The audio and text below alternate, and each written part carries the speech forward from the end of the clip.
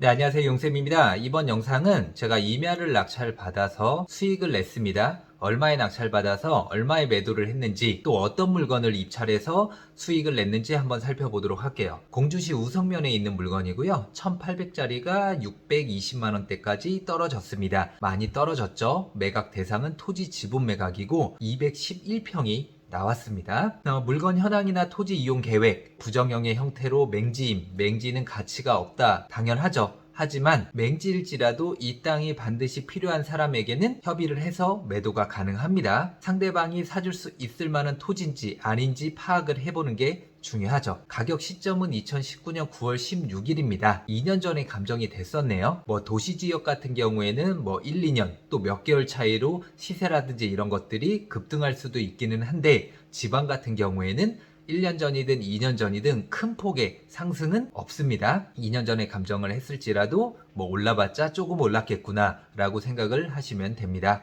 등기사항 소멸 여부 쭉 나오고요. 임차인 대항력 여부, 임차인은 토지는 당연히 없겠죠. 권리 분석은 토지가 훨씬 쉽습니다. 명세서 요약사항 보니까 소멸되지 않는 등기부 권리 해당 사항 없고, 근데 설정된 것으로 보는 지상권 분묘 로 인한 분묘기지권 성립 여부가 불분명하대요. 그럼 이 토지 위에 분묘가 설치되어 있구나 라는 것을 아실 수가 있을 거고요. 주의사항은 지분경매고 겸 공유자 우선 매수가 들어올 수도 있겠죠. 또 공유자 우선 매수 행사는 1회로 하나고, 또 지상의 분묘 소재 몇 기인지는 정확히 안 나왔네요. 저희가 위성지도라든지 로드뷰, 사진 등을 보고 추측을 해야 됩니다. 자, 경매 사이트에 올라온 사진인데 정말 대충 찍었죠? 감정평가사가 약간 오르막길이잖아요. 여기 조금만 올라가면은 요 위부터는 평지가 됩니다. 위성사진으로 보니까 여기에 묘지가 한 2기 정도 속해 있고요. 또 가운데에 큰 묘지가 있고, 그 다음에 끝에도 묘지가 있네요. 한 3, 4기 정도 묘지가 설치되어 있는 것을 보실 수가 있습니다. 그리고 묘지가 설치되어 있다는 것은 뭘 의미해요? 명당 자리라는 거죠. 아무 곳에나 묘를 설치하진 않잖아요. 네, 주요 등기사항 요약 오늘 한번 보도록 할게요. 7명 중에서 1명 빼고 6명이 소유를 하고 있는 거죠. 그리고 연령대라든지 이런 것들을 보면 충분히 이 토지를 매입해 줄 수 있는 여력은 되는 분들이에요. 자, 제가 직접 내려가 가지고 찍은 사진입니다.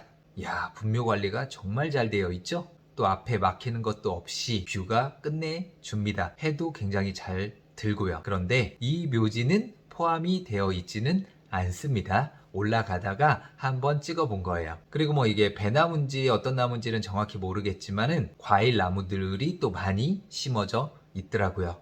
물론 이렇게 잡목이라고 해야 되나요? 불필요한 나무들도 많이 심어져 있는데, 이런 나무들 제거한 다음에 가치가 있는 나무로 탈바꿈 시킨다고 하면은 이 땅도 굉장히 쓸모가 있겠죠. 그래서 이 토지를 얼마에 낙찰을 받았냐 한번 살펴볼게요. 짜잔! 네, 710만원에 낙찰을 받았습니다. 감정가 대비 39%였고요. 과연 몇 명이나 들어왔을까요? 네, 4명 중 1등으로 낙찰입니다. 제가 직접 법원에 가지는 못했어요. 그래서 함께 투자한 금도끼님이 내려가 주셨거든요. 낙찰 영수증까지 사진 찍어서 저에게 보여주셨습니다. 그래서 금도끼님이 가시면 다 낙찰. 제가 금도끼님에게 대리 입찰도 많이 부탁드렸었는데 갈 때마다 거의 1등 아니면 2등을 합니다. 탁월한 용세님의 입찰가 신의 한 수. 왜 금도끼님이 이런 카톡을 보냈냐면은 입찰가 얼마 써요? 라고 금도끼님이 물어보셔서 제가 금도끼님은 얼마 생각하고 계십니까? 하니까 650만원 정도 생각하고 계시대요. 그래서 제가 710만원 고고 했던 거죠. 2등은 690만원이었습니다. 제가 말한 것처럼 650 썼으면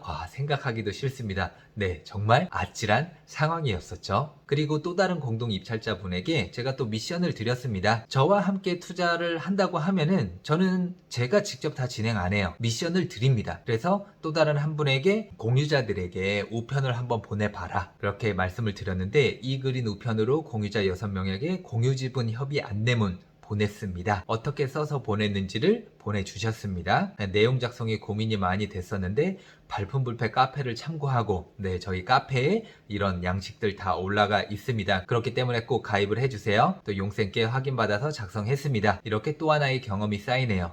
낙찰을 받아야만 경험이 쌓입니다. 폐찰 여러 번 하고서 나 많은 경험했어. 아닙니다. 패찰한 경험밖에 못 해본 거예요. 경매, 공매를 꾸준히 해보고 싶으신 분들이라면 하루빨리 낙찰을 받으셔야 됩니다. 우편을 보냈는데 아무에게도 연락이 없었습니다. 마냥 기다릴 수만은 없죠. 2021년 1월 4일날 소장 접수를 합니다. 그러니까 주소불명, 폐문부재, 또 못 받으시는 분들이 굉장히 많더라고요. 그리고 2021년 5월 27일 날 드디어 변론기일이 잡혔어요. 소장 접수하고 모든 분들에게 소장을 도달시킨 뒤에 변론기일이 잡힌 거죠. 그래서 제가 공주지원으로 내려갑니다. 법원에 가는 건 제가 직접 갑니다. 왜냐? 한 번도 안 가보신 분들이 법원 가서 판사님 앞에 서게 되면 얼어버려요. 이게 형사재판도 아닌데 얼어버립니다. 그러면서 질문에 대한 답도 제대로 못하고 또 자기가 하고 싶은 말도 머릿속에 엉켜서 제대로 하지도 못해요. 그렇기 때문에 법원은 숙련된 조교인 제가 직접 내려갑니다. 법원 3층에서 찍은 사진인데요.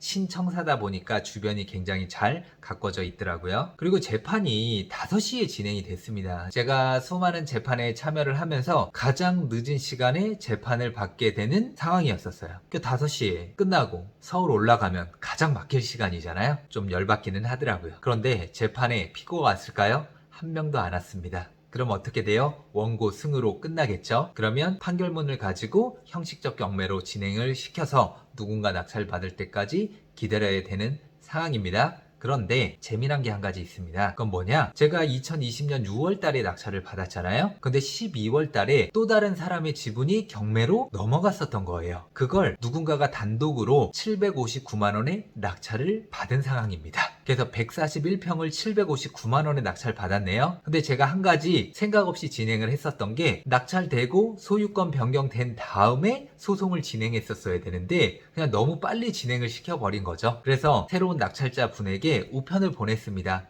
기존에 소유하고 있던 사람인데 협의할 사항이 있으니 연락 좀 주세요.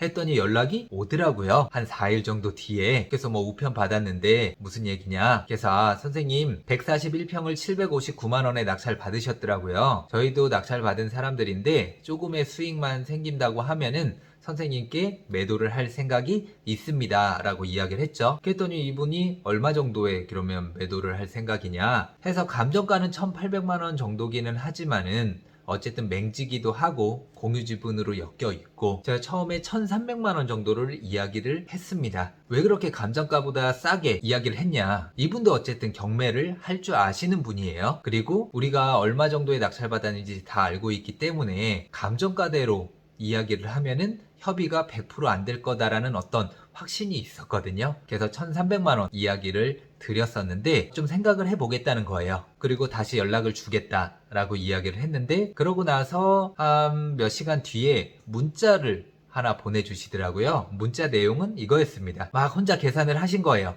자기가 평당 얼마에 받았는지 자기가 낙찰받은 평당 가격으로 해서 가져오고 싶으신 거예요. 그래서 1,200만 원이 안 되는구만, 1,050만 원이 적당할 듯, 다시 연락 바랍니다. 네, 자기가 낙찰받은 평당가 해서 211평을 곱해 보니까 1,139만 5천 원 정도가 나오는데 요것보다도 좀 더 저렴하게 1,050만 원이면 자기가 매입을 하겠다 라고 하신 거죠. 밀당의 고수시죠. 그래도 710만 원에 낙찰받아서 1,050만 원 생각했던 것보다 수익은 적기는 하지만은 어쨌든 남잖아요. 굳이 이분 기분 나쁘게 해서 협상이 결렬되느니 1,050만 원에 매도하기로 합의를 했습니다. 그리고 2021년 6월 3일날 바로 소취하를 했죠. 그리고 공주지원 바로 근처에 있는 이성규 법무사 사무실에서 공유자분과 만납니다. 저 같은 경우에는 낙찰 받으면 이렇게 파일처를 다 해놔요. 사건 번호며 분류는 경매 낙찰인지 공매 낙찰인지 일반 매매인지 현안 용도라든지 또 주소 언제 낙찰받았고 법인으로 받았는지 개인으로 낙찰받았는지 그러면 한눈에 보기 굉장히 편해지겠죠. 그래서 이제 공유자분이시고요. 저와 같은 유씨입니다. 그래서 어디 유씨냐 그러면서 족보를 좀 따지기도 했죠. 법무사 사무장님께서 도장을 찍고 있는 상황입니다. 이분이 수표로 저한테 주시더라고요. 1,050만 원짜리 수표를 받아서 매도를 끝냈죠. 부동산 매매계약서 6월 10일 날 며칠 안 됐죠. 따끈따끈하게 매도한 물건입니다. 금 1,050만 원에 매도를 완료했어요. 싸게만 낙찰 받는다고 하면은 여러 방법들을 통해서 수익을 낼 수 있는 기회가 생깁니다. 저만 가능한 것도 아니고요. 배우시면 여러분들도 가능합니다. 제가 매달 오프라인이든 온라인을 통해서 지분 마스터 과정, 5주 과정 항상 진행을 하고 있으니까 저희 발품불패 카페 오시면 공지 있거든요. 읽어보시고 관심 있으신 분들은 많이 참여를 하시면 분명 도움이 되실 겁니다. 다음에 더 좋은 수익 영상으로 찾아뵙도록 할게요. 감사합니다.